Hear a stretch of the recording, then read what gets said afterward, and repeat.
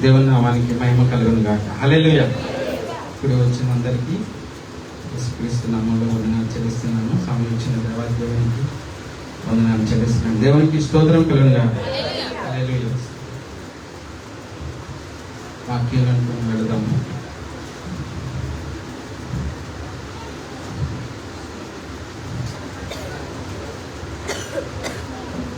పరిశుద్ధ వాక్య గ్రంథం నుండి మనం కొన్ని విషయాలు ధ్యానం చేసుకుందాం. ఈ రోజుల్లో మనం దేవుని రాకడ సమీపించిన దినాల్లో మనం ఉన్నాము. దేవుని రాకడకు సంబంధించిన సూచనలు చాలా విషయాలు నెరవేరుతూ ఉన్నాయి. దేవుని భక్తులు ఒక్కొక్క విషయం జరుగుతున్నప్పుడు ఒక్కొక్కటి ఇది దేవుని రాకడ సూచన, దేవుని రాకడకు ముందు జరిగే విషయాలు ఇవి అని యూట్యూబ్లో పెడతా ఉన్నారు. ఏ విషయం జరిగినా వెంటనే ఇది దేవుని రాకడ సూచనే, ఖచ్చితంగా దేవుని రాకడ చాలా సమీపంగా ఉంది అని చెప్తూ దేవుని బిడ్డలైన వారు ఒక్కొక్క విషయాన్ని పరిగణలోకి తీసుకుంటూ దేవుని రాకడ సమీపించిన ఆ యొక్క విషయాలు ప్రకటిస్తూ ఉన్నారు. వాక్య గ్రంథంలో ఒక విషయం మనకి ఈరోజు మనం ధ్యానం చేసుకుందాం. దేవుడు రాకడ సమీపం దినాల్లో జరిగే విషయాల్లో మరి యొక్క విషయాన్ని ఈరోజు మనం ధ్యానం చేసుకుందాము. మత్తయి సువార్త 24వ అధ్యాయము. మత్తయి సువార్త 24వ అధ్యాయము 4వ వచనాన్ని ధ్యానం చేసుకుందాం. మత్తయి సువార్త 24వ అధ్యాయము 4వ వచనం. యేసు వారితో ఇట్లనెను, ఎవడును మిమ్మను మోసపరచకుండా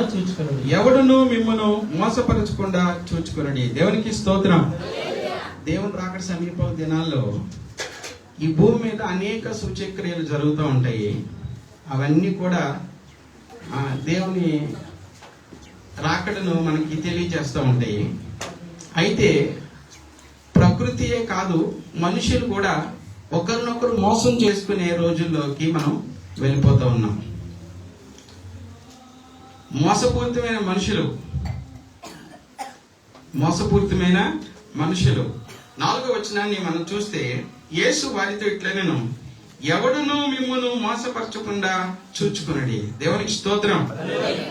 బయట వ్యక్తులు మోసం చేస్తూ ఉంటారు. ఈ లోకంలో ఉన్న మనుషులు మనల్ని మోసం చేస్తారు. చాలా విషయాలు చెప్తారు, నమ్మగలుగుతారు. ఒక వ్యక్తిని మోసం చేయాలంటే మొట్టమొదట నమ్మకాన్ని కలిగించుకోవాలి. ఎవరిని ఎవరు మోసం చేయగలరంటే నమ్మకస్తులైన వారే మోసం చేస్తారు. బయటోడు ఎవడు మోసం చేయలేడు. నమ్మకస్తులు ఉన్న వాళ్ళే మోసం చేస్తారు. కాబట్టి ఈ మోసపూరితమైన ఈ యొక్క దినాలు రాబోతున్నాయి అని చెప్పి ప్రభు చెప్తూ ఉన్నాడు. ఎవడును మిమ్మల్ని మోసపరచకుండా చూచుకోనండి. బయట సమాజం మోసం చేస్తుంది. ఆ తర్వాత కుటుంబాల్లో కూడా మోసపూరితమైన కుటుంబాలు. భర్త భార్యను మోసం చేస్తారు, భార్య భర్తను మోసం చేస్తారు, పిల్లలు తల్లిదండ్రులు మోసం చేస్తారు, తల్లిదండ్రులు పిల్లల్ని మోసం చేస్తారు. అలాంటి రోజుల్లో ఇప్పుడు మనం జీవిస్తూ ఉన్నాం. కాబట్టి ప్రభు చెప్తా ఉన్నారు, ఎవరును మిమ్మల్ని మోసపరచకుండా చూసుకోవాలి. ఇది ఎవరి బాధ్యత? ఎవరికి వారిదే. మోసాలన్నింటిలో ఒక పెద్ద మోసం ఏంటనంటే మనల్ని మనం మోసపరచుకోవడమే.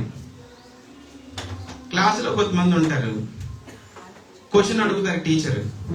ఈ క్వశ్చన్ ఎంతమందికి వచ్చాయంటే వచ్చిన వాళ్ళందరూ చేయిపోయికెత్తారు. కొంతమంది భయంతో రాకపోతే పనిష్మెంట్ ఇస్తారేమో అని వాళ్ళు కూడా చేయిపోయికెత్తారు. ఒకవేళ నిజంగా కనుక టీచర్ అడిగేసి నువ్వు చేయిపోయికెత్తావుగా లే అంటే ఆడు ఏం చెప్తాడో తెలియదు. అప్పుడు టీచర్ కొంతమంది ఏం చేస్తారంటే చేతులు ఎత్తున అందరూ కూర్చోండి, ఎవరికి రాలేదో వాళ్ళు వెళ్ళి బయటికి వెళ్ళి చదువుకోండి అంటారు. అంటే వాడు ఏం చేసినాడు? లోపల ఉన్నవాడికి రాకపోయినా ఏం చేస్తున్నాడు? టీచర్ని మోసం చేసి క్లాసులో కూర్చుంటున్నాడు. అంటే ఇప్పుడు ఎవరిని మోసం చేసుకున్నట్టు? వాడు వాడే మోసం చేసుకున్నాడు. ఇదే పెద్ద మోసం అంటే. మనల్ని మనం మోసం చేసుకోవడం అనేది చాలా పెద్ద మోసం. దాన్ని ఎవరో ఇప్పుడు చూడండి, మన పక్క వ్యక్తి మనం మోసం చేశాడు అనుకోండి, ప్రభు తీర్పులను తీసుకొస్తాడు. ప్రతి మోసానికి ఖచ్చితంగా తీర్పు ఉంటుంది. ప్రభు తీర్పులను తీసుకుంటాడు, ఆ వ్యక్తిని ప్రభు శిక్షిస్తాడు ఖచ్చితంగా. అయితే మనల్ని మనం మోసం చేసుకున్నాం అనుకోండి, ఇంకెవరి శిక్ష? ఎవరి మీద దేవుడి శిక్ష పంపాలి? మన మీదే మళ్ళీ. అంటే మనకి మనమే మోసం చేసుకుంటాం. కాబట్టి ప్రభు చెప్తా ఉంటాడు కదా 4వ వచనంలో, ఎవడును మిమ్మల్ని మోసపరచకుండా చూసుకున్నాడు. ఇక కొన్ని విషయాలు ఈ రోజు మనం ధ్యానం చేసుకుందాము. మనకి బాగా పరిచయమైన మాటల్లోనికి కొన్ని విషయాల్లోనికి మనం వెళ్దాము. కొరింథీయులకు రాసిన మొదటి పత్రిక 3వ అధ్యాయం 147వ పేజీలో, కొరింథీయులకు రాసిన మొదటి పత్రిక 3వ అధ్యాయము 18వ వచనం. ఎవడును తను తాను మోసపరచుకొనకూడదు. ఎవడును తను తాను మోసపరచుకొనకూడదు. మీలో ఎవడైనను ఈ లోకమందు తాను జ్ఞానినని అనుకుని ఎడల జ్ఞాని అగునట్లు వెర్రివాడు కావలెను. ఎవడును తను తాను మోసపరచుకొనకూడదు. దేవునికి స్తోత్రం. అంటే ఇది జరుగుతుంది అన్నమాట. వాడికి వాడే మోసం చేసుకునే రోజుల్లోనికి వస్తారు. ఇది దేవుని రాకడ సూచనలో ఒక సూచన. మనకి బాగా తెలుసు. మనం ఈ విషయాల గురించి చర్చించాలంటే చాలా ఎక్కువ టైం చర్చించవచ్చు. మనందరం మనకి ఇచ్చిన మనం అనుకున్న రూల్ ప్రకారం వైట్ బట్టలు వేసుకొని చర్చికి వస్తూ ఉంటాం. చుట్టుపక్కల చూసి అబ్బో వీళ్ళు చాలా భక్తిపరులు అని ఎగతాళి చేస్తూ ఉంటారు. వాళ్ళు ఎగతాళి చేస్తే మనకు వచ్చే నష్టం లేదు. మనం స్ట్రైట్ ఫార్వర్డ్గా దేవుడి యొక్క నమ్మకంగా ఉంటే వారి ఎగతాళి వాళ్ళని పరీక్షిస్తుంది. ఒకరోజు ఏదైతే ఎగతాళి చేశారో వాళ్ళని కూడా ఎగతాళి చేసేవాళ్ళు మరొకరు దొరుకుతారు. అప్పుడు దాన్ని దేవుడికి అప్పచెప్పినప్పుడు దేవుడు తీర్పులోకి తీసుకుంటాడు. కానీ మనల్ని మనమే మోసం చేసుకునే కొన్ని విషయాలు ఉంటాయి. ఈ విషయాన్ని ధ్యానం చేసుకుంటున్నప్పుడు ప్రభు ఇక్కడ చెప్పిన మాట ఏంటంటే, ఎవడనూ తను తాను మోసపరచుకొనకూడదు. మీలో ఎవడైనను ఈ లోకమందు తాను జ్ఞానినని అనుకొనిన ఎడల జ్ఞాని అయినట్టు వెర్రివాడు కావలేను. అంటే నాకు తెలుసు అని అనుకున్నాం అనుకోండి, తెలియనట్టుగా ఉండాలి. అప్పుడు మనం తెలివైన వాళ్ళు అవుతాం. చాలా ఈ లోకంలో మనం తెలుసుకుంటే, బాగా ఎగ్జామ్ రాసిన వాళ్ళు దగ్గరికి మనం వెళ్ళాం అనుకోండి, బాబు ఎలా రాసావు పరీక్ష అంటే, ఏదో రాశానండి, కొంచెం నేను రాశాను పర్వాలేదు. కొద్దిగా రాసిన వాళ్ళు అంటే వాళ్ళు చదవలేదు కానీ ఏదో అదృష్టం కొలది వచ్చేసింది. 10 ప్రశ్నల్లో 5 ప్రశ్నలు రాశారు. వాళ్ళ దగ్గరికి మనం వెళ్ళి ఎలా రాసామని అనుకో, అదృష్టం కొలది వాడు రాసినప్పుడు వాడి ఎంత ఎక్స్ప్రెస్ చేస్తాడంటే సూపర్ రాశాను అంటాడు. సూపర్ రాశాను అన్నాడంటే వాడికి అంత, వాడు చదవకుండా అదృష్టం ద్వారా వాడు గెయిన్ చేశాడని అర్థం. ఈ లోకంలో సమాచారం అలా ఉంటుంది. కాబట్టి ప్రభు అయిన దేవుడు ఏం చెప్తున్నాడంటే, ఎవడైనా జ్ఞాని అని అనుకుంటే వాడు ఎలా ఉండాలట? వెర్రి వాళ్ళ ఉండాలట, తెలియనట్టు ఉండాలి. అది నాకేం తెలియదండి, వాడికి అన్నీ తెలిసినోడే. అందుకే మనకి లోకంలో సామెత ఒకటి ఉంటుంది, అన్నీ ఉన్న ఆకంట అణిగిమణిగి ఉంటుంది, ఏమీ లేని ఆకంట ఎగిరెగిరి పడుతుంది. ఇవన్నీ బైబిల్ నుంచి తెచ్చుకున్నాయి. ఎవరైతే ఎగిరెగిరి పడుతూ ఉంటారో వాళ్ళ ఏమన్నట్టు, వాళ్ళు ఏమీ లేనట్టు. అన్నీ ఉన్న వాళ్ళు ఏమంటారు, ఎలా ఉంటారు అనమాట, అణిగిమణిగి ఉంటారు. ప్రభు అయితే దేవుడు చెప్తున్నాడు, ఇది మనం అలవాటు చేసుకోవాలి. మనం జ్ఞానులం అయితే మనం ఎలా ఉండాలి? వెర్రి వాళ్ళలో ఉండాలి. ఏమీ తెలియదు వీడికి, అమాయకుడు అన్నట్టు ఉండాలి. కానీ ఎగ్జామ్ పేపర్ ఇస్తే 100కు 100 వచ్చేయాలి. దేవునికి స్తోత్రం. కష్టకాలం మనకు వచ్చినప్పుడు ఆ శ్రమని, ఎలాంటి శ్రమనైనా మనము ఓర్చేసుకోవాలి, భరించేయాలి, దేవుడి ద్వారా జయించేయాలి. కానీ ఎలా ఉండాలి మనం? అయ్యో మాకేం తెలియదండి, దేవుడి దేవుడు బతుకుతున్నామండి, దేవుని కృపల్లో మేము ఉన్నామండి అని మనం తగ్గించుకోవాలి. కష్టం వచ్చినప్పుడు మాత్రం మనలో ఉన్న ఆ యొక్క దైవశక్తిని, దేవుడిచ్చిన కృపను మనం పాత్రులం అయిపోయి ఆ యొక్క కష్టాన్ని మనము జయించేస్తే అప్పుడు వెర్రి వాళ్ళలాగా ఉన్నట్టు. దేవునికి స్తోత్రం. జ్ఞానులు కూడా అలాగే ఉంటారు. బాగా తెలివైన వాడి దగ్గరికి వెళ్ళి చూడండి, వాడు వెర్రోళ్ళగా ఉంటాడు. ఈ జంట్రాయుడు ఎలా ఉన్నాడు అనుకుంటాడు. కానీ వాడు కనుక మాట్లాడు మొదలు పెడితే, లేదా ఎగ్జామ్ పేపర్ రాస్తే, వాడి జీవితంలో కష్టాలను వాడు ఎదుర్కొనే విషయానికి వస్తే చాలా అద్భుతంగా కష్టాలను ఎదుర్కొంటాడు. దేవునికి స్తోత్రం. కాబట్టి ప్రభువైన దేవుడే చెప్పాడు, జ్ఞాని అయిన వాడు ఎలా ఉండాలి? వెర్రివాని వలె ఉండాలి. అప్పుడు ఈ లోకంలో మనం బతకగలం. మనం తెలివైన వాడు. ఆది కాండంకి వెళ్దాము. ఈ లోకంలో ఉన్న మనుషులు ఎలా ఉంటారో ఏమిటో. ఆది కాండం 19వ అధ్యాయము. మనం చూసి ఎగతాళి చేసే మనుషులు కొద్దిమంది ఉంటారు. మనకి బాగా పరిచయమే, చాలాసార్లు మనం ధ్యానం చేశాం. మరొకసారి మరొక కోణంలో పరిశుద్ధాత్ముడు మనకు సహాయం చేయడం కాక. ఆమె ఆది కాండం 19వ అధ్యాయము 13-14 చదువుదాం. మేము ఈ చోటు నాశనం చేయవచ్చుమి. వారిని గూర్చిన మొర యెహోవా సన్నిధిలో గొప్పదాయను గనుక దాన్ని నాశనం చేయుటకు యెహోవా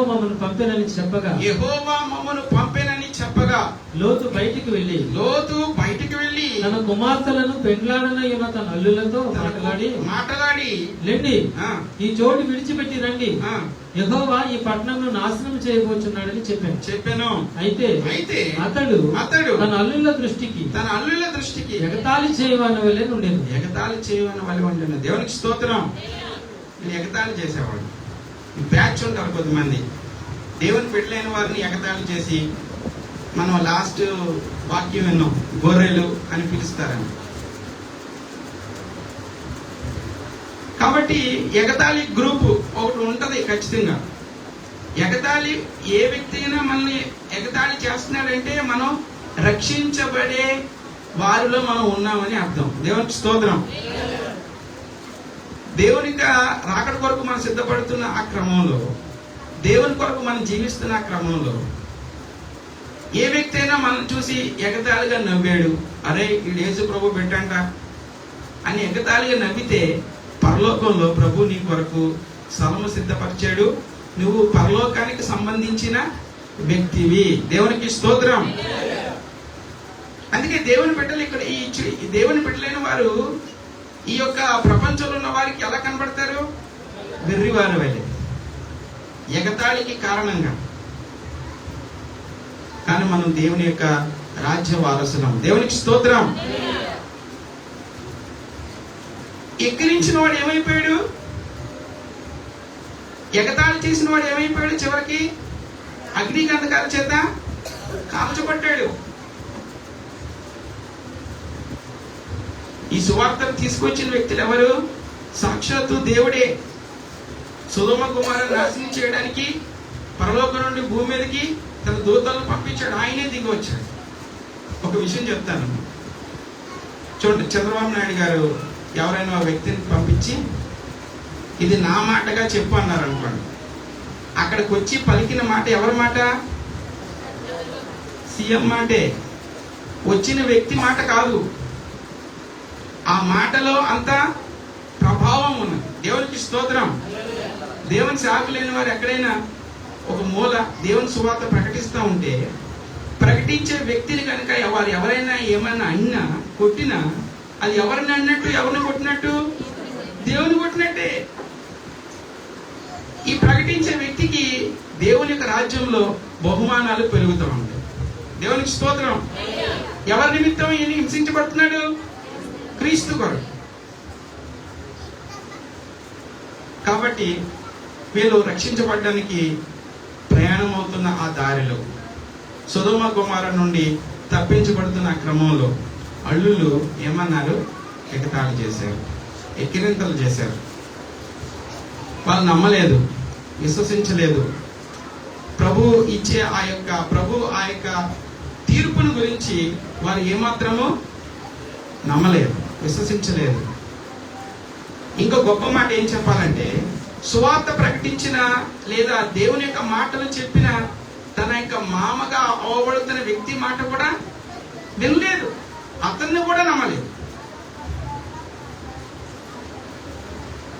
కాబట్టి ప్రభువైన దేవుడు దీన్ని తీర్పులోనికి తీసుకున్నాడు. దేవునికి స్తోత్రం. తన అల్లుల దృష్టికి ఎగతాళి చేయమని వలె ఉండెను. చూడండి 17వ వచనం చదువుదాము.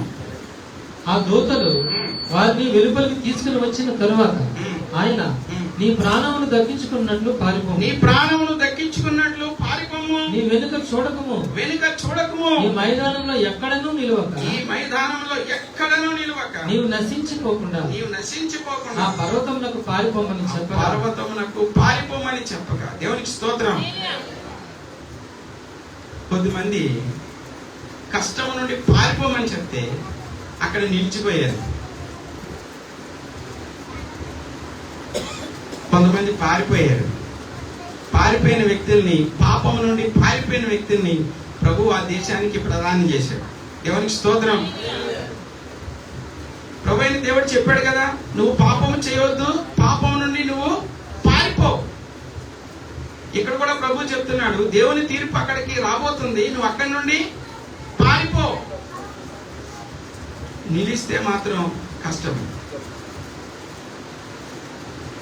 కాబట్టి ప్రభువైన దేవుడు చెప్తా ఉన్నాడు, ఎట్టి పరిస్థితుల్లోనూ అక్కడ నువ్వు వెను తిరిగి చూడవద్దు. మనకు ఒక మంచి పాట ఉంది, no turning back, no turning back, డోంట్ none go with me, still I will follow. దేవునికి స్తోత్రం.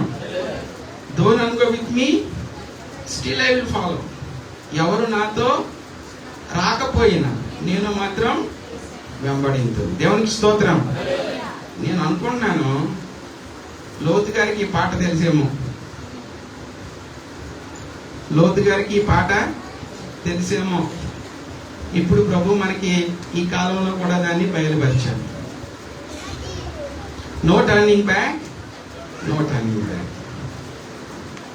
ఎవరు నాతో రాకపోయినా నేను మాత్రం వెంబడించు. దేవునికి స్తోత్రం.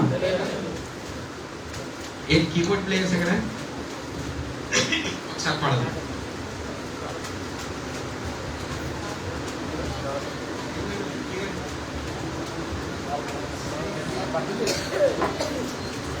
స్తోత్రం, స్తోత్రం. పాట తీయండి అది. I have decided to follow Jesus. I have decided to follow Jesus. I have decided to follow Jesus. No turning back, no turning back, no turning back, no turning back. Don't go with me, still I will follow. Don't go with me, still I will follow. Don't go with me, still I will follow. I'll follow him, I'll follow him. I'll follow him, I'll follow him. Evaru naako rakapoyinanu, evaru naako rakapoyinanu, evaru naako rakapoyinanu,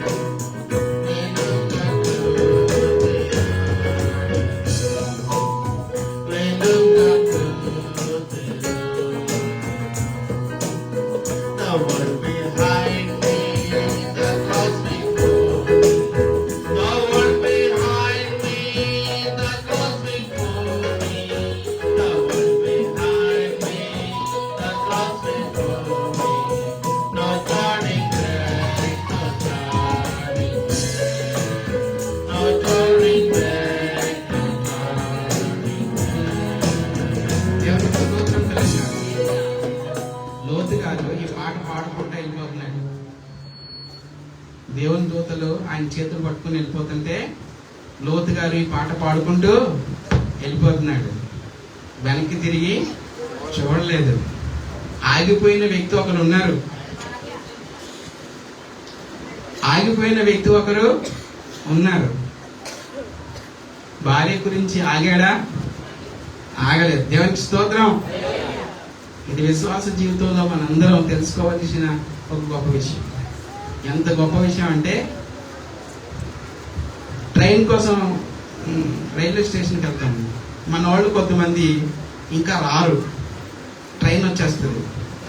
అప్పుడు మనం ఏం చేస్తామంటే, reservation చేయించుకుంటే ఏం చేయలేం, కానీ reservation కాకపోతే మాత్రం మా వాళ్ళు వచ్చే వరకు ఆగుతారన్నమాట. ఇంకా మా వాళ్ళు రావాలండి, వాళ్ళ గురించి నేను ఆగాలి, ఆగుతాం. కానీ లోతు ఆగలేదు. దేవునికి స్తోత్రం. మరి ఎవరు ఆగిపోయారు? తన భార్య ఆగిపోయింది. తన భార్య ఆగిపోయింది. ఇప్పుడు లోతు చేతులు ఎవరు పట్టుకున్నారు? ఇప్పుడు భార్యాభర్తలు ఇద్దరు చేతులు పట్టుకుని నడిచారంటారా?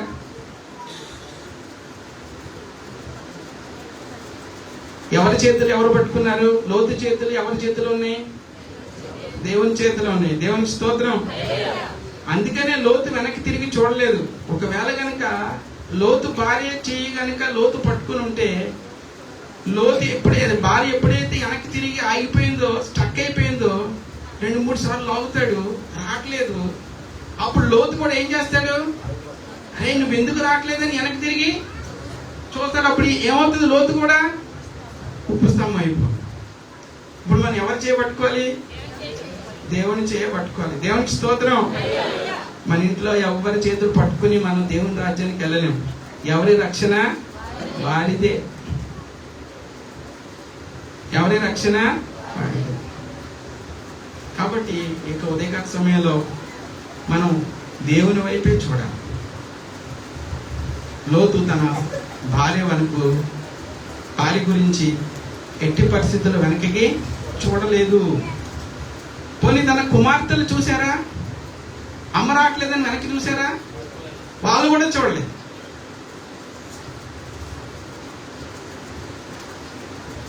వాళ్ళకి ఏదైతే ప్రభు చెప్పాడో ఆజ్ఞ ప్రకారం వాళ్ళు ముందుకే సాగిపోయారు. దేవునికి స్తోత్రం. కొంతమంది భర్తలు ఇంకా రక్షణలోనికి రాలేదు. వారి కొరకు మనం ప్రార్థన చేయాలి, కానీ మన ప్రార్థనా సమయాల్ని, మనం దేవుని కొరకు కేటాయించిన సమయాల్ని వారి కొరకు మనం ఖర్చు పెట్టకూడదు. వారి గురించి మనం ప్రార్థనా సమయాన్ని మనము ఆపుకోకూడదు. ఆ సమయం ఎవరిది? దేవునికి స్తోత్రం. ఆదివారం ఉదయం 9 గంటల నుండి 12:30 వరకు ఈ సమయం ఎవరికి కేటాయించబడింది? దేవునికి కేటాయించబడింది. అది ఎవరికి ఇచ్చేయాలి? దేవుడికి ఇచ్చేసేయాలి. అది నీ భార్య వచ్చినా రాకపోయినా, నీ భర్త వచ్చినా రాకపోయినా, నీ పిల్లలు వచ్చినా రాకపోయినా, ఎవరు చేపట్టుకున్నాం? అప్పుడు మనం ఒకవేళ భార్య రాలేదని మనం ఇంట్లో ఉండిపోతే ఎవరు చేపట్టుకున్నట్టు? భార్య చేపట్టుకున్నట్టు. దేవునికి స్తోత్రం. కాబట్టి ఈ ఉదయకాల సమయంలో ప్రభు చెప్తా ఉన్నాడు, ఎవరి రక్షణ వారు కాపాడుకోవాలి. ఇంకా గొప్ప విషయాలు ఇందులో ఉన్నాయి. 19వ అధ్యాయము 26వ వచనం. 19:26. అయితే లోతు భార్య అతని వెనక నుండి తిరిగి చూచి ఉప్పు స్తంభమాయెను. దీని గురించి రకరకాల మనుషులు రకరకాల కామెంట్ చేస్తూ ఉన్నారు. ఉప్పు స్తంభం, లోతు భార్య ఎందుకు వెనక్కి తిరిగింది అన్న సబ్జెక్టు ఈ మధ్య ఎక్కువ ట్రెండింగ్లోకి వచ్చింది. అందులో ఒక ఆయన ఏమంటాడంటే, లోతు భార్యకు లోకానుసారమైన మనసు ఏం కాదు, ఆమె చాలా మంది తన యొక్క అల్లుళ్ళను కూడా దేవుడి వైపు తిప్పింది. వాళ్ళు కనుక వెనక నుండి పరిగెట్టుకుంటూ వస్తున్నారేమో అని తను దేవుని వైపు నమ్మకంగా ఉంది. చూడండి, లోతు కుటుంబం గురించి ఎవరు వచ్చారు? దేవుడి దూతలే దిగి వచ్చాయి. అంటే వాళ్ళు ఆ భయంకరమైన ఆ యొక్క ఏరియాలో ఒక పరిశుద్ధమైన కుటుంబంగా ఆ ఒక్క కుటుంబమే ఉంది. వీరిని చూసి కొంతమంది ఇంప్రెస్ అయి ఉంటారు. ఇంకా అక్కడ చెప్పాలంటే వాళ్ళ అల్లుళ్ళు కూడా వీళ్ళతో ప్రార్థనలకు వచ్చి ఉండుంటారు, వీళ్ళతో దేవుడి యొక్క నమ్మకంగా ఉండుంటారు. అందుకనే ప్రభు ఒక ఆప్షన్ కూడా చెప్పాడు. నువ్వు నీ కుటుంబం రా, నీతో పాటు నీ కలిగి ఉన్న వారు ఎవరైనా ఉంటే వారిని కూడా నువ్వు తెచ్చుకో అని ప్రభువే చెప్పాడు. కాబట్టి కొంతమంది ఏమని కామెంట్ చేశారంటే, తాను అల్లుళ్ళు కనుక వస్తున్నారేమో అని వెనక్కి చూసుండొచ్చు, కానీ ఆమెకు లోకానుసరమైన మనసు లేదు అని ఒక ఆయన కామెంట్ చేశాడు. ఏది ఏమైనా కరెంటు తీగ తెలిసి పట్టుకున్నా తెలియక పట్టుకున్నా దాని పని అది. దేవుడు ఒకటే చెప్పాడు, నో టర్నింగ్. అంతే, నువ్వు ఆ వృక్ష ఫలమును తినొద్దు, అంతే. ఇంకా అరే ఎలా ఉందో చూశాను, కొద్దిగా అలాగా ఆప్షన్స్ లేవు అక్కడ. కాబట్టి ప్రభువైన దేవుడు యొక్క మాట ఎంత సత్యంగా ఉంటుందో, ఏదైనా దేవుడు తన యొక్క బిడ్డలను రక్షించుకోవడానికి అక్కడికి దిగాడు. ఎగతాళి చేసే మనుషుల మధ్యలోనూ లోతు కుటుంబం జీవించింది. దేవునికి స్తోత్రం. కానీ చివరికి ఆ కుటుంబము రక్షణ పొందింది, విడుదల పొందింది. కాబట్టి నేటి కాలంలో విశ్వాసులైన మనల్ని కూడా కొద్దిమంది విమర్శిస్తూ ఉంటారు, కానీ ప్రభువైన దేవుడు మనం రక్షణ మార్గంలోనికి నడిపిస్తూ ఉన్నాడు. దేవునికి స్తోత్రం. కొన్ని మాటలు మనం చూద్దాము. మత్తయి సువార్త 11వ అధ్యాయము. మత్తయి సువార్త 11వ అధ్యాయం 11వ పేజీలో చూద్దాము. బయట వ్యక్తులు మనల్ని రకరకాలుగా అంటారు, కరెక్టే. 20వ వచనం నుండి చూద్దాం. కానీ ప్రభువైన దేవుడి లోకంలో ఉన్నప్పుడు కొన్ని పట్టణాల్లో కొన్ని అద్భుతాలు చేశారు. వాళ్ళు కూడా దేవుని వైపు తిరగలేదు. మత్తయి సువార్త 11వ అధ్యాయము 20 నుండి 25వ వచనం వరకు ప్రభువైన దేవుడు వాపోతా ఉన్నాడు. పిమ్మట ఏ ఏ పట్టణములలో ఆయన విస్తారమైన అద్భుతములు చేసినో ఆ పట్టణముల వారు మారు మనసు పొందకపోవటం వలన ఆయన వారిని గద్దింపసాగారు. మారు మనసు పొందలేదంట. దేవుడు అద్భుతాలు చేస్తే కొంతమంది అంటారు, మాకు కూడా ఈ ప్రేయర్ రిక్వెస్ట్లో కొన్ని ప్రేయర్ రిక్వెస్ట్లో వస్తాం. ఇక్కడ మన చర్చిలో కూడా ప్రేయర్ రిక్వెస్ట్లు ఉంటాయి. అందులో మాకు అబ్బాయి పుడితే మేము దేవుళ్ళలోనికి వస్తాం, ఈ కష్టం తీరిపోతే మేము ప్రభులోనికి వస్తాం, అండ్ ఈ కష్టం గురించి ప్రార్థన చేయండి, ఇది కనుక తీరిపోతే మేము మీ మతంలోకి దిగిపోతామండి, మీలోకి వచ్చేద్దామండి. దేవుడు అద్భుతకరమైన దేవుడు, జాలిగల దేవుడు. ఆ మాటలు పరిగణలోకి తీసుకొని వారు నశించిపోకూడదని దేవుడు వారి జీవితంలో మేలు చేస్తాడు. ఇంకొకటి, తను ఆశ్రయించే వారికి ఎప్పుడు కూడా ఆయన కాదని చెప్పడు.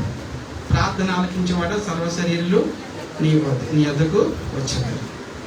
ఆయన ప్రార్థన ఆలకించే దేవుడు అని తను నిరూపణ చేసుకోవడానికి దేవుని యొక్క బిడ్డల యొక్క ప్రార్థనలను విని వాళ్ళ జీవితాల్లో మేలు చేస్తాడు. ఇక్కడ కూడా అలాంటి అద్భుతాలే జరిగినాయి.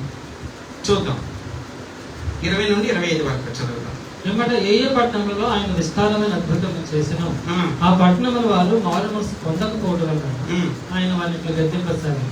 అయ్యో కొరాజినా, అయ్యో బేత్సయిదా, నీ మధ్యన చేయబడిన అద్భుతములు తూరు సీదోను పట్టణంలో చేయబడిన యెడల ఆ పట్టణముల వారు పూర్వమే గోనె బట్ట కట్టుకుని బూడిద వేసుకుని మారు మనసు పొంది ఇందురు. దేవునికి స్తోత్రం. మన జీవితాల్లో దేవుడు మేలు చేశాడు, మంచిదే. ఇలాంటి మేలులే కనుక ఇంకా ఎవరైతే రక్షణ పొందలేదో వాళ్ళ జీవితాల్లో కనుక ప్రభు చేసి ఉంటే వాళ్ళ కుటుంబాలన్నీ రక్షణ పొందేసి ఉండేవి. కానీ మన కుటుంబాల్లో ఇంకా కొద్దిమంది దేవుళ్ళలోనికి రావట్లేదు. ప్రభు చెప్తా ఉన్నాడు, అయ్యో ఇన్ని అద్భుతాలు మీ మధ్య నేను చేశాను. ఇలాంటి అద్భుతాలు కనుక వారింట్లో చేస్తే, దేవుని తెలుసుకోబడని ఆ యొక్క జనాంగం మధ్య చేస్తే దేవుడు తప్పకుండా మేలు చేస్తాడు. చదువుదాం. విమర్శ దినమందు ఈ గతి కంటే తూరు సీదోను పట్టణముల వారి గతి ఓర్వ తగినదని మీతో చెప్పుచున్నాను. కపెర్నహూమా, కపెర్నహూమా, ఆకాశం మట్టున హెచ్చింపబడతావా? ఆ, నీవు పాతాళం వరకు దిగిపోయేదవు. ఆ. నీలో చేయబడిన అద్భుతములు, నీలో చేయబడిన అద్భుతములు సొదొమలో చేయబడిన ఎడల సొదొమలో చేయబడిన ఎడల అది నేటి వరకు నిలిచిండును. అది నేటి వరకు నిలిచిండును. దేవునికి స్తోత్రం.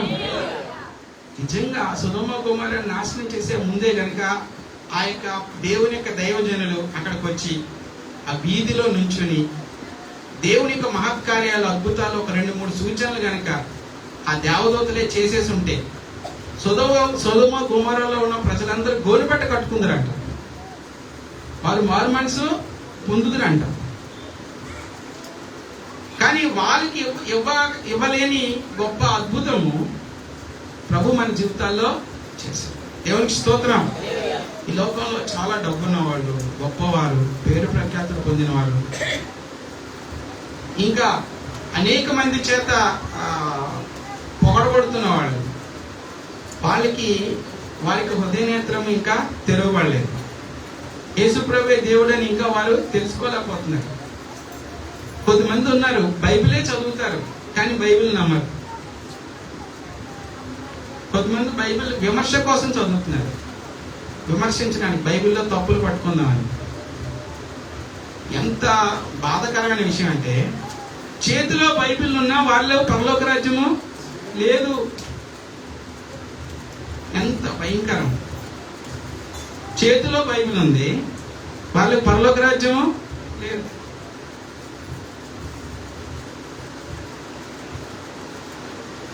ఇది ఎంతో ఘోరమైన విషయం. కాబట్టి ప్రభు చెప్తా ఉన్నాడు, మన జీవితాల్లో ప్రభు ఇన్ని అద్భుతాలు చేసినప్పుడు మనం దేవునికి ఇంకెంత నమ్మకంగా ఉండాలి. మనల్ని మనము మోసపరుచుకోకూడదు. దేవునికి స్తోత్రం. చదువుదాం 25వ వచనం, 24 చదువుదాం.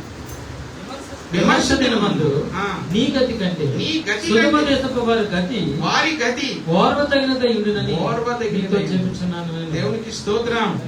మన గతి వాళ్ళ గతి కంపేర్ చేశాడు దేవుడు. సొదొమలో ఏదైనా మిగిలిందంటారా? ఏమీ మిగలలేదు, బూడిదే. అదే గొప్పదంట. వారి అల్లుళ్ళు, ఎగతాళి చేసిన అల్లుళ్ళు ఏమైపోయారండి?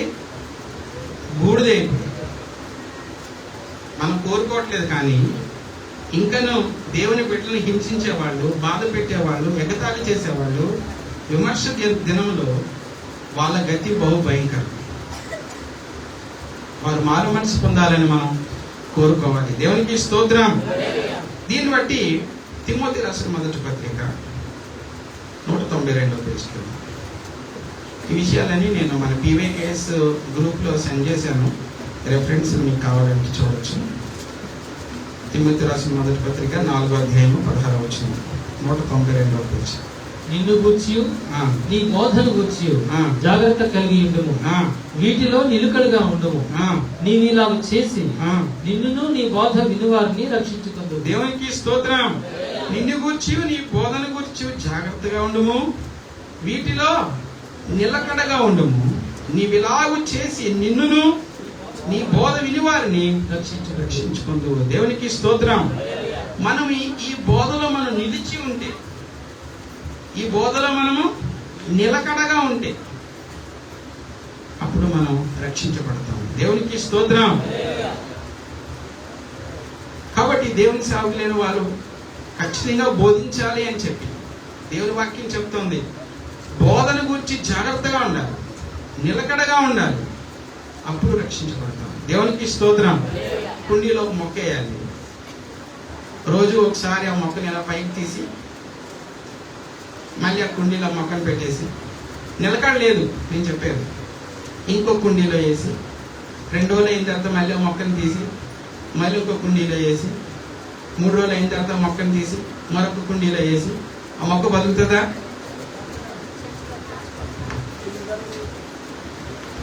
దేవుల్లో ఈరోజు నమ్మకంగా ఉండి రేపు మళ్ళీ ఇంకొక పొరపాటు చేసి దేవునికి దూరం అయిపోయి మళ్ళీ దేవాన్ని క్షమించండి, ఇంకో కుండీలో ప్రభా ఇంకో రోజు ఉపవాసం ఉండి నన్ను క్షమించండి, మళ్ళీ ఇంకో కుండీలో మళ్ళీ నీళ్ళు వేసి ఒక 2 రోజులు నీళ్ళు పెట్టి మళ్ళీ దేవుల్లో మళ్ళీ పొరపాటు చేసి అయ్యో ప్రభా నన్ను క్షమించండి, మళ్ళీ ఉపవాసం ఉండి ప్రభా ఈరోజు ఇలా కాదు నేను మళ్ళీ మంచిగా ఉంటానని చెప్పి మళ్ళీ ఆ మొక్కను తీసి ఇంకొకసారి దేవునిలో క్షమాపణ అడుక్కొని మళ్ళీ ఇంకొకసారి ఆ 2 రోజులు దేవునిలో నమ్మకం ఉండి మళ్ళీ ఆ తర్వాత మళ్ళీ పొరపాటు చేసి మళ్ళీ ఆ మొక్కను తీసి ఇంకొక కుండీలో వేసి ఇంకొక రోజు ఇంకొక కుండీ అంటే ఇంకొక రోజు మనం ఫలిస్తామా? బతకగలమా? నిలకడగా ఉండాలి. దేవునికి స్తోత్రం. క్రీస్తులో నిలకడగా ఉన్నప్పుడు ప్రభు మనల్ని ఆశీర్వదిస్తాడు. దేవునికి స్తోత్రం.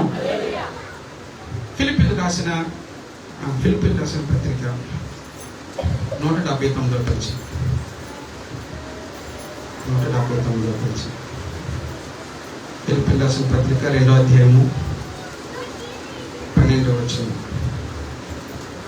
కాగా నా ప్రియులారా, మీరు ఎల్లప్పుడూ విధేయులైన ప్రకారము నా ఎదుట ఉన్నప్పుడు మాత్రమే కాక మరి ఎక్కువగా నేను మీతో లేని ఈ కాలమందును భయముతోను వణకుతోను మీ సొంత రక్షణను కొనసాగించుకొనుడి. ఎవరి రక్షణ అండి? మందే. ఎవరికి వారే.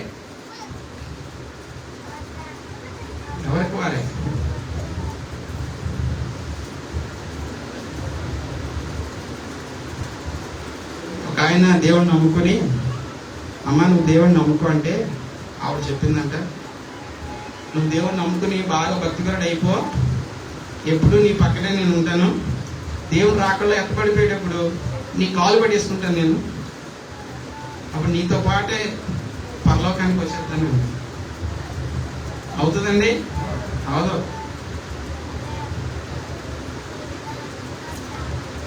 భార్యాభర్తలు ఇద్దరు ఒకే బెడ్ మీద పడుకుంటారంట. దేవుని రాకడ వస్తుందంట. భార్య వెళ్ళిపోద్దంట, భర్త అక్కడే ఉండిపోతాడంట. దేవునికి స్తోత్రం. తిరగలు విసురుతూ ఉంటారంట. ఒక ఆమెమో తిరగల్లో గింజలు వేస్తూ ఉంటుందంట, ఒక ఆమె పట్టుకుని విసురుతూ ఉంటుందంట. విసురుతున్న మనిషి వెళ్ళిపోద్దంట, గింజలు వేసే మనిషి అక్కడే ఉండిపోయిందంట. దేవునికి స్తోత్రం. ఎవరి రక్షణ? అంతే, సొంత రక్షణ. కాబట్టి మనం భయంతోనూ వణకుతాను. భయభక్తులు అని అంటారు చూసారా? భయభక్తులు అన్న మాటను వేరు చేస్తారు, కానీ చాలా అద్భుతమైన విషయాలు అక్కడ ఉంటాయి. కొంతమందికి భయం ఉంటుంది, భక్తి ఉండదు. కొంతమంది భక్తి ఉంటుంది, భయం ఉండదు. భక్తి అంటే ఏంటంటే, భక్తికి భయానికి మధ్యలో భేదం ఏంటంటే, హుండీలో డబ్బులు వేస్తారు, తడి మడి చేస్తారు, మడి కట్టుకొని పొద్దున్నే 4 గంటలు లేచిపోయి నెత్తిమించి చలికాలంలో నెత్తిమించి నీళ్లు పోసుకొని బట్ట కట్టుకొని ఆ బట్టతోనే చుట్టూరు తిరిగి ప్రదక్షిణలు చేసి నంబర్లు కౌంట్ చేసి తిరిగేస్తారు. అది భక్తి. అదంతా అయిపోయినాక వాళ్ళు జీవించే జీవన విధానం వేరేగా ఉంటుంది. అది భయం లేదు. భక్తి అయితే ఉంది. కొంతమంది హుండీలో డబ్బులు వేస్తారు, లంచం తెచ్చుకుని అక్రమంగా తెచ్చుకున్న డబ్బులతో 1,00,000 రూపాయలు అక్రమంగా వచ్చినాయి, అందులో 50,000 హుండీలు వేసేస్తారు. హుండీలో వేయడం అన్నది భక్తి, అక్రమంగా సంపాదించుకోవడం అన్నది భయం లేని పని. కాబట్టి భయం భక్తి 2 వేరువేరు. దేవుని బిడ్డలకి ఎలా ఉండాలి? 2 ఉండాలి. భయం ఉండాలి, క్రమం కలిగిన జీవితం కలిగి ఉంటూ దేవుని సన్నిధిలో కానుకలేయాలి. ప్రభు ఆ కానుకను ఆశీర్వదిస్తాడు. దేవునికి స్తోత్రం. ఇక్కడ మనం భయంతోనూ వణకుతోనూ మన జీవితాన్ని కొనసాగించుకోవాలి. దేవుడు రోషం కలిగిన దేవుడు. ఆయన ఒక్క మాట నాకు చాలా, దేవుని యొక్క వాక్యాన్ని మనం ఎందుకు భయపడాలని అంటే, అదే లోతు కుటుంబం గురించి ఒక్కసారి మనం ఆలోచన చేస్తే, లోతు భార్య భయభక్తురాలు, దేవుని యందు భయం భక్తి కలిగిన వ్యక్తి కాదా? భయభక్తి కలిగిన వ్యక్తే. దేవుడు ఏర్పాటు చేసుకున్న మనిషి కాదా? ఏర్పాటు చేసుకున్న మనిషి. దేవుని చేత ఆ ప్రదేశం నుంచి తప్పించబడిన వ్యక్తి కాదా? తప్పించబడిన వ్యక్తే. అంటే ఇప్పుడు మన విశ్వాస జీవితాన్ని కంపేర్ చేసుకుంటే రక్షణ పొందిన వ్యక్తి, బాప్తిసం పొందిన వ్యక్తి, అంటే సొదొమ గొమొర్ర నుండి బయటికి లాగబడిన వ్యక్తి, అంటే ఒక క్రైస్తవురాలు, దేవుని యందు నమ్మకం కలిగిన వ్యక్తే. కానీ ఒక్క పొరపాటు ఆమెను అక్కడ ఆపేసింది. అందుకే ఒక ఆయన అంటాడు, పరలోక రాజ్యం మీరు పరలోక రాజ్యం వెళ్తారా అంటే చాలా మంది అడుగుతుంటారు పాస్టర్, ఇందులో ఎంతమంది పరలోక రాజ్యం వెళ్తారు చేతులు ఎత్తాను అంటే చాలా మంది చేతులు ఎత్తారు, నేను పరలోకం వెళ్తాను. పరలోకం వెళ్ళడం అంత ఆషామాషి కాదండి. యేసుక్రీస్తు ప్రభు ఎంత మనకి కృప చూపించినా సరే, అక్కడ నుండి మనం బయటికి తీసుకొచ్చినా సరే, ఒక్క పొరపాటు లోతు భార్యని అక్కడ ఆపేసింది. ఇంకోటి మనకి బాగా తెలుసు, ఎవరు? అననీయ సఫీరా. వారిద్దరు విశ్వాసులు కాదా? విశ్వాసులే. దేవుని యందు నమ్మకమైన వ్యక్తులు కాదా? నమ్మకమైన వ్యక్తులే.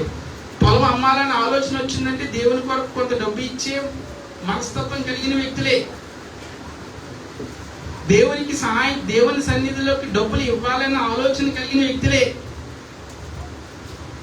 కానీ ఒక్క మాట వాళ్ళ ఇద్దరిలో కలిగింది. ఏంటిది? కొంత దాచుకోవాలి.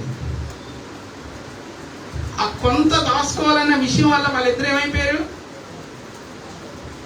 మరి వాళ్ళిద్దరు పరలోకం వెళ్ళారా లేదా అన్నది మనకు తెలియదు. దేవుని చిత్తమే. మనం వెళ్ళినాక దేవుడు అవకాశం ఇస్తే అననీయ సఫీరా ఉన్నారా లేదా వెతుక్కోవాలి.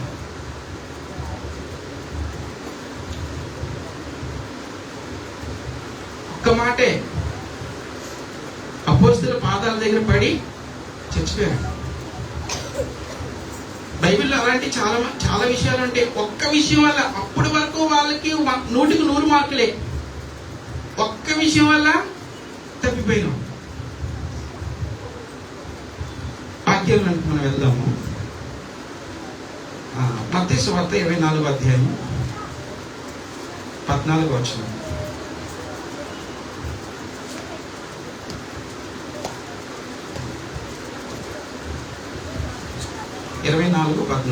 మరియు ఈ రాజ్య సువార్త సకల జనములకు సాక్ష్యార్థమై లోకమందంతటను ప్రకటింపబడును. అటు తర్వాత అంతం వచ్చు.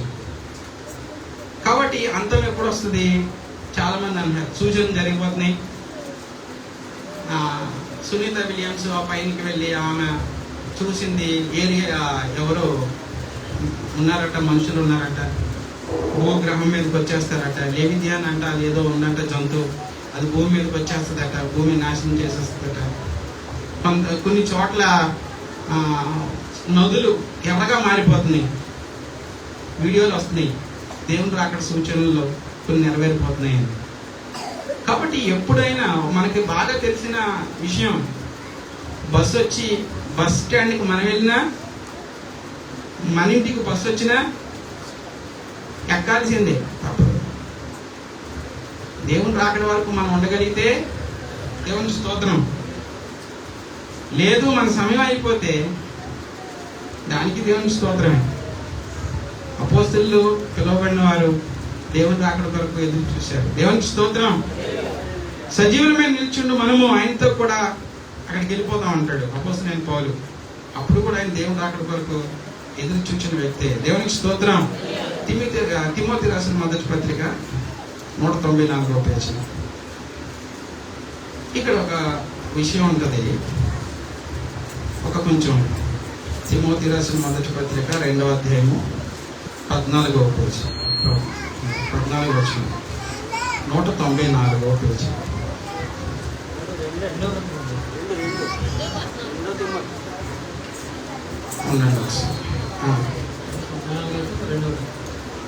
కాదండి, మొదటి తిమోతి 2:14. మరియు ఆ, ఆదాము మోసపరచబడలేదు కానీ ఆదాము మోసపరచబడలేదు కానీ స్త్రీ మోసపరచబడి స్త్రీ మోసపరచబడి అపరాధంలో పడెను. అపరాధంలో పడెను. అయినను వారు స్వస్థ బుద్ధి కలిగి వారు స్వస్థ బుద్ధి కలిగి విశ్వాస ప్రేమ పరిశుద్ధులందు నిలకడగా ఉండి విశ్వాస ప్రేమ పరిశుద్ధతల యందు నిలకడగా ఉండి ఎడలా శిశు ప్రసూతి ద్వారా శిశు ప్రసూతి ద్వారా ఆమె రక్షింపబడును. ఆమె రక్షించబడును. దేవునికి స్తోత్రం. ఎవరు మోసపోయారు? స్త్రీ. త్వరగా మోసపోయే మనిషి ఎవరంటే స్త్రీ. మా ఇంట్లో మా వాడు 2 పక్షులు తెచ్చుకున్నాడు, లవ్ బర్డ్స్.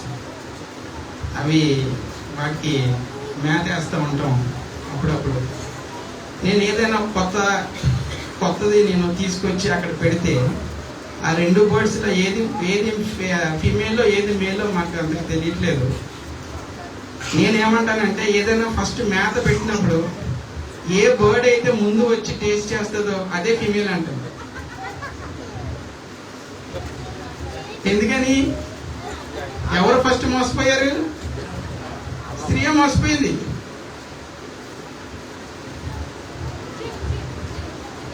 మనం ఇలా పెట్టామనుకోండి, 2 పక్షుల్లో ఒకటి చాలా స్పీడ్గా వస్తుంది, వచ్చి టేస్ట్ చేస్తుంది. నేను అంటాను అదే ఫీమేల్ అండి. అవాదం దగ్గర కూడా అదే జరిగింది.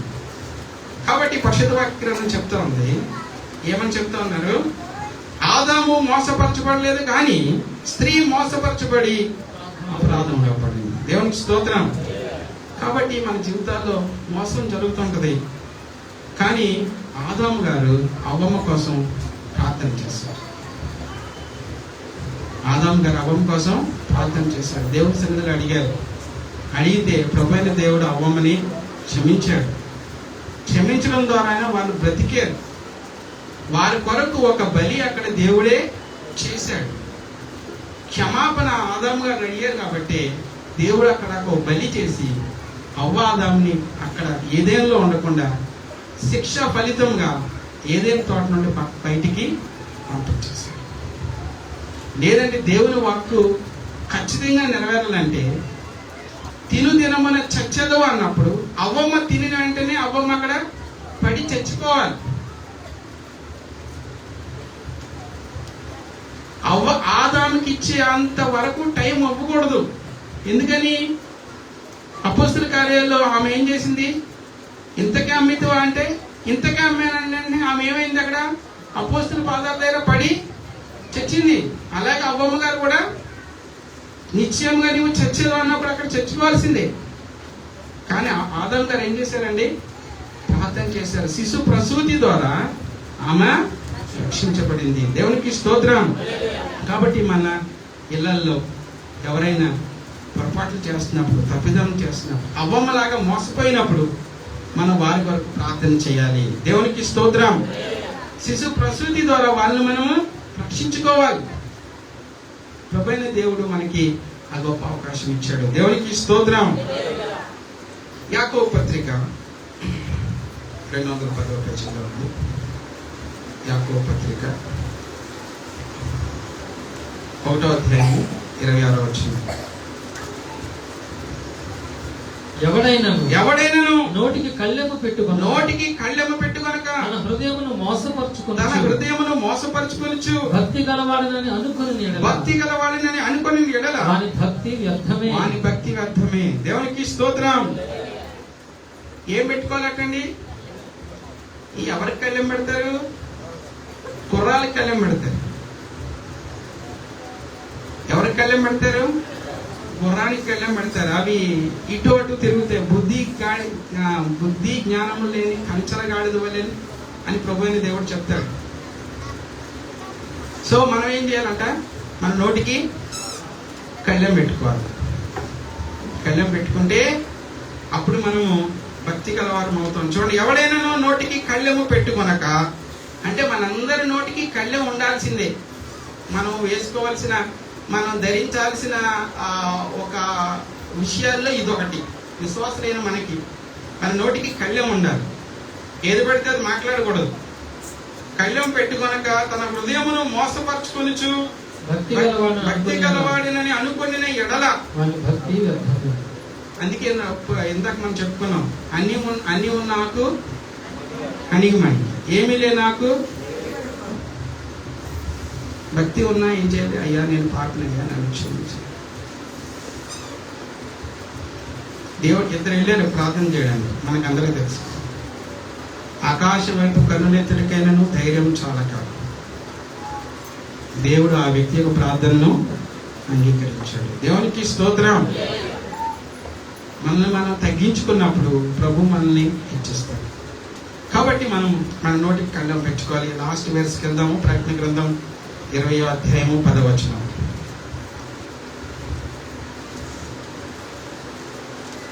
వారిని మోసపరిచిన అపవాది అగ్ని గంధకములు గల గుండంలో పడవేయబడి, వారిని మోసపరిచిన అపవాది అగ్ని గంధకములు గల గుండములో పడవేయబడిను. అచ్చట ఆ క్రూర మృగమును అబద్ధ ప్రవక్తయు ఉన్నారు. వారు యుగ యుగములు రాత్రింబగళ్ళు బాధింపబడుదురు. దేవునికి స్తోత్రం. ఈ మోసం చేసే ఈ యొక్క గుణం కలిగిన వ్యక్తికి ప్రభు ఏ ప్లేస్ ఇచ్చాడు? అగ్ని గంధకాలు ఉన్న ప్లేస్ ఇచ్చాడు.